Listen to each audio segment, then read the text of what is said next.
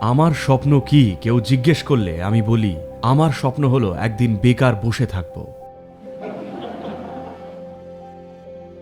আমার কোনো কাজ নেই মানে সবাই নিশ্চয়ই দারুণ আছে। আমার স্বপ্ন গোটা পৃথিবীরই যেন একদিন কোনো কাজ না থাকে। হ্যালো। এই মুহূর্তে সবচেয়ে বাজে জিনিসগুলোই আমাদের ভেতর থেকে বেরোচ্ছে, কারণ আমরা জীবিকা উপার্জনে ব্যস্ত, জীবনকে বাঁচতে নয়, টাকা কামাতে, টিকে থাকতে বা সার্ভাইভালে ব্যস্ত। যখন আত্মরক্ষায় ডুবে থাকেন তখন কুনুই ল্যাং মারামারি তো স্বাভাবিক চল, তাই না? আমাদের সবার সত্যি কোনো লক্ষ্য না থাকলে, কিন্তু প্রতি মুহূর্তে খুশিতে আনন্দে থাকলে ঠিকই যা দরকার তা করব। আমরা এমন কিছু করব যা এখন কল্পনাও করতে পারবেন না।